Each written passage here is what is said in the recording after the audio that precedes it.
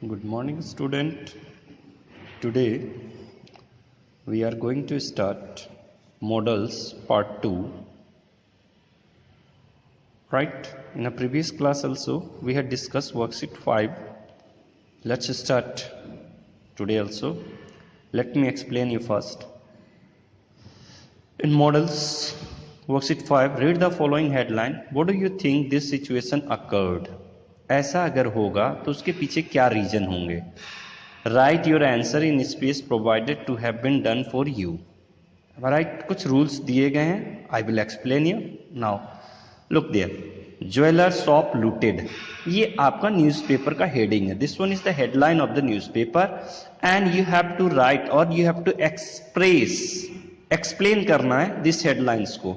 So whenever you go through the headline, after that headlines, whenever you write or express that ideas, so you have to follow the passive sentence. Passive means auxiliary verb plus V3. Passive में होगा auxiliary verb plus V3. Auxiliary verb, I hope all of you know that is, am, are, was, were, has, have plus third form of the verb. तो passive में ये होता है, जैसे he killed Ram, है ना, वहां पे he kills Ram. तो अगर इसको हम पैसिव बनाएंगे तो क्या होता है? he killed Ram या Ram killed मोहन, इस तरह से. तो Mohan is killed by Ram. तो वहां देख रहे हैं ना, is killed. तो उसी को हम कह रहे हैं auxiliary verb plus V3. just the same thing at here. now look there, the door subject है. अब modal verb plus have plus, क्योंकि हैव लगा रहे हम, ध्यान रखोगे मॉडल वर्ब कभी भी आपका जो है हैव लेके चलेगा, हैज और हैड नहीं लेके चलता, क्योंकि मॉडल वर्ब में हमें V1 चाहिए. तो V1 का मतलब है, यहाँ रूल है हैव लेके चलेंगे. पिछले क्लासेस में मैंने ये एक्सप्लेन किया था. तो अब यहाँ पे the door must not have been locked properly, इस तरह से आप लिखोगे. उसी तरह देखिए, 2 men die of heat stroke, लू लगने से मर गया. क्या रीजन हो सकता है? तो ऊंची तापमान होगी, या फिर उन्होंने अच्छे से कपड़े नहीं पहने होंगे, बाहर घूम रहे होंगे. Means different reason will be there. तो let us explain it. The temperature must have been very high. जो वहां का तापमान है वो क्या होगा? बहुत ही ज्यादा होगा. तो देखिए, द टेम्परेचर सब्जेक्ट हो गया, must plus have plus been, V3 plus very high, adverb है, एक्सप्रेस कर रहा है वेरी हाई करके. उसी तरह देखो, Yamuna water level rises, Yamuna की पानी जो है बढ़ रही है. क्या कारण हो सकती है बढ़ने का?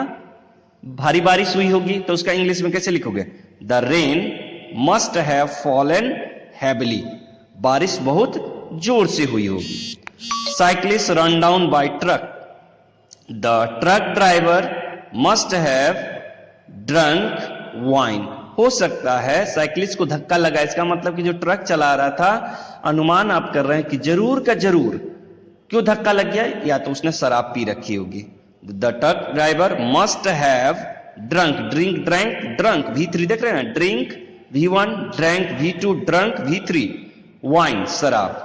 नेक्स्ट उसी तरह, 5 year old किडनैप, 5 साल का बच्चा किडनैप हो गया. इसका मतलब कि मम्मी पापा ने ध्यान नहीं दिया होगा. द पेरेंट्स, एस लगाया, मम्मी पापा दोनों हैं.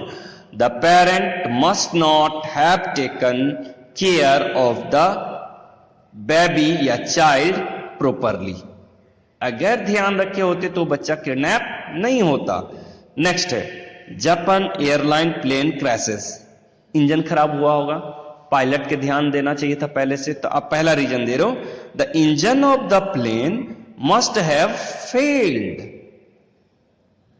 राइट, इंजन जो है प्लेन का हो सकता है जरूर का जरूर क्या होगा, इंजन में कुछ खराबियां आ गई होगी. तो कैसे लिखोगे इंग्लिश में? The engine of the plane must have failed. उसी तरह से सेम पैटर्न में आपको, अब डू इट योरसेल्फ पे आप जानते ही हैं, पिछले एक्सरसाइज का रिपीटेशंस होते हैं. तो इसमें भी सेम थिंग है बेटा, अब इसको अनदर वे में लिखना है. अब देखिए, 4 headlines and you have to say by different situation. Jeweller shop looted, तो दूसरे तरीका से क्या कहा? The shop owner should have been more. आप उसको सलाह दे रहे हैं, तो सलाह वहां पे जरूर का जरूर था पिछले वाले में, और यहां पर आप सलाह दे रहे हैं चाहिए, उसको अच्छे से दुकान बंद करनी चाहिए थी. The shop owner must have been more careful. उसी तरह से नेक्स्ट है, 2 men die of heat stroke, same headline है, तो उसको दूसरे तरीके से क्या कहा, the two men must have protected themselves from scorching heat, right. ये स्क्रॉचिंग हीट का मतलब होता है झुलसाती गर्मी से अपने आप को बचाना चाहिए था उन्हें। नेक्स्ट है वाटर लेवल राइजेस, तो दूसरा डैम अथॉरिटीज जो हैं, जो डैम को बंद करते हैं, उन्हें ध्यान देना है, क्या देना है, should have open the get after the heavy rainfall, भारी बारिश होने के बाद उन्हें क्या करनी चाहिए, डैम के गेट को ओपन कर देना चाहिए। Cyclist run down by truck, the cyclist must have taken care of the cycling, the cyclist जो है must have taken care of the cycling, right. Next 5-year-old kidnapped, the parent must have been more vigilant, तो vigilance का मतलब होता है निगरानी करने वाला, राइट, केयरफुल, ध्यान से देखने वाला, जैसे कैमरा लगा होता है तो उससे सारा चीज दिखता है ना, तो वही पेरेंट्स को क्या होनी चाहिए, सतर्क रहनी चाहिए, विजिलेंस रहनी चाहिए। नेक्स्ट है जापान एयरलाइन प्लेन क्रेसेस, दूसरे तरीके से कैसे कहा गया, the pilot should have check the engine before take off, उड़ने से पहले, टेक ऑफ, उड़ने से पहले उसे इंजन को चेक कर लेना चाहिए था, क्योंकि पिछला में हमने रीजन दिया था कि इंजन में खराबी आ गई, अगर वो चेक कर लेता तो एरोप्लेन क्रैश नहीं करता। M I right? अब तो क्लियर हो गया। चलिए अब नेक्स्ट आते हैं उसी तरह से 2 में। इन सेकंड में अब क्या करना है बेटा, वर्कशीट 3 पे जाकर के देखोगे तो आपने वर्कशीट 3 में मॉडल्स के देखिए, ही शुड बी हेल्पफुल, ही के जगह पे अब वहां पे टीचर एडवाइस कर रहा है तो आप ही के जगह पे यू लगा दोगे, क्योंकि ही सी आपस में बच्चे बात कर रहे थे इसीलिए ही का लगाया, थर्ड पर्सन लगाया था हमने, थर्ड पर्सन सिंगुलर। मगर यहां पर आपको क्या कर रहा है, योर टीचर, तो योर टीचर आपसे बात करेंगे, that's why you will put here you. Am I right? और बाकी स्ट्रक्चर सेम रहेगा। Want to appoint you the monitor of the class, अब मॉनिटर बनने के लिए कुछ क्वालिटी की जरूरत होना चाहिए। तो हमने पिछले वाले में क्या कहा था कि he should be disciplined, तो आप यहां पे क्या बोल दोगे, टीचर बोल रहे हैं तो you should be disciplined। he should complete the homework, तो आप क्या बोल दोगे, you should complete homework। अब समझ में आ गया? तो कैसे करोगे, जैसे देखिए, she wants to write down the things must or must not, should का इस्तेमाल करते हुए write in the space given below, you have to told you once done for you। कैसे?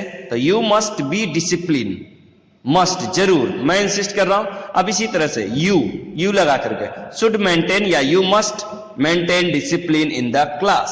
am I right? आप यहां पे must लगा सकते हैं। उसी तरह you must complete all the homework on time, समय पर आप सारे होमवर्क्स को जमा करोगे। नेक्स्ट है you should be helpful to other, आप दूसरे को सहायता करोगे क्योंकि आप मॉनिटर हो। Next you should obey all the teachers, देख रहे हैं ना, subject plus should plus V1 plus object, all the teachers को आप ओबे करोगे। You must pay proper attention to your study, ये नहीं कि आप मॉनिटर बन गए तो आप इधर से उधर कामों में ज्यादा ध्यान, फर्स्ट प्रायोरिटी आपको क्या में देना है, प्रायोरिटी देना है पढ़ाई पे। तो you must pay proper attention to your study. Am I clear? Next अब आते हैं third number, read the following situation and advise what the concern people should do in this situation, ऐसी परिस्थिति में क्या करेंगे, कंडीशंस में। The Meenal is always late for school, तो उसे क्या करनी चाहिए, सुबह अर्ली इन द मॉर्निंग थोड़ा जल्दी उठना चाहिए। तो आपने उसे सलाह दिया, क्या करनी चाहिए, अभी आप सलाह नहीं, उसे क्या करनी चाहिए थी ताकि वो लेट ना हो, तो चाहिए तो शुड, आप बोलते तो मस्ट। तो यही you should get up half an hour early in the morning, आपको सुबह जल्दी उठनी चाहिए ताकि आप लेट ना हो।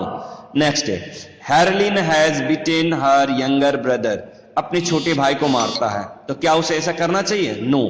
तो क्या बोलोगे, you should try to love your younger brother, आप कोशिश करो अपने छोटे भाई से प्यार करने का। Anil can not read the black board properly, तो you should consult with ophthalmologist, जो चपने, यहाँ पे आई स्पेशलिस्ट को हम लोग क्या बोलते हैं, ऑप्थोमोलॉजिस्ट। यहाँ पे स्पेलिंग देख लो, OPTHAMOLOGIST, अगेन रिपीट कर रहा हूं, OPTHAMOLOGIST, ऑप्थोमोलॉजिस्ट का मतलब था आई स्पेशलिस्ट के पास जाओगे तभी तो चश्मा देगा ना, ताकि आपको ब्लैक बोर्ड अच्छे से दिखे। नेक्स्ट है Sameer was punished by his teacher, इसका मतलब कि होमवर्क उसने नहीं किया होगा, तो क्या बोलोगे? You should have done your homework on time, है ना? यही चीज हमने यहां पर भी दिया था ना, you must complete your homework on time. यहां पर शुड लगा दिया क्योंकि करनी चाहिए थी, इसीलिए तुम पनिश्ड हुए हो। Next, your elder brother ride a scooter and gets injured. आपका बड़ा भाई जो है स्कूटर चला रहा था और इंजर्ड हो गया, इसका मतलब कि उसे क्या होना चाहिए? लर्निंग अच्छे से सीख लेना चाहिए। तो क्या होना चाहिए? तो you should learn how to drive a scooter, you should learn how to drive a scooter. Next, Anita has forgotten to bring maths book to school. इसका मतलब कि उसने, अनीता ने क्या किया है? रूटीन को फॉलो नहीं किया, रूटीन चेक नहीं किया। अगर वो रूटीन चेक करती तो वो एब्सेंट नहीं होती। तो क्या है वहां पे? यू शुड हैव चेक्ड, देख रहे हैं, यू सब्जेक्ट है, should have checked your time table before कहां? Coming to school. क्लियर हो गया? फिर से चेक कर लीजिए, you should have checked your time table before coming to school. School आने से पहले अपने टाइम टेबल को आप क्या करें? चेक करें। नेक्स्ट है, Sunidhi has lost her watch. क्यों? इसका मतलब कि वो केयरफुल नहीं है, इसीलिए वॉच खो दी है। तो क्या होगा? आप उससे कह रहे हैं you should have kept, keep का कीप, केप्ट, केप्ट V3 है, you should have kept your watch properly. सही जगह पे रखे होते तो वॉच नहीं खोता। तो आप क्या बोलोगे? You should have kept your watch properly. Now I hope it's clear. आपका मॉडल्स क्लियर हो चुका है। नेक्स्ट क्लास में अब हम लोग रीड इट योरसेल्फ करेंगे और आपका प्रैक्टिस बुक क्या हो जाएगा? कंप्लीट हो जाएगा। Now it's over. अगर अब भी डाउट होगा in a next class you can ask to me. Thank you students. So one thing keep in your minds, modal verb always carry V1, will go, am I right? अगर उसे continuous बनाना होगा will be going, perfect बनाना होगा will have gone। ये चीज को आप ध्यान से, फिर से आप इसको बार बार सुनोगे तो आप समझ जाओगे। प्रेजेंट में रहेगा मतलब कि फ्यूचर में ही, अगर सिंपल में रहेगा सिंपल फ्यूचर तो will go modal verb plus. अगर उसे कंटिन्यूअस बनाना होगा तो विल बी गोइंग। अगर उसको परफेक्ट में रखना होगा will have gone. Perfect continuous में रखना होगा तो विल हैव बीन गोइंग। ये टेंस में रिलेटेड है, इस टेंस से ही रिलेटेड ये सारे स्ट्रक्चर्स हैं और ये सेंटेंस है। Now I hope it's clear. तो फिर से ध्यान दोगे, शुड का मतलब चाहिए, मस्ट का मतलब कोई व्यक्ति इंसिस्ट करे, कोई व्यक्ति आपको फोर्स कर रहा है, कोई दबाव दे रहा है तो आप मस्ट का इस्तेमाल करोगे। और शुड कब? मतलब कि पब्लिक का ओबेइंग रूल्स हमें करनी चाहिए, ओबे कर रहे हैं, तब आप शुड करोगे। Now I hope it's clear. Thank you.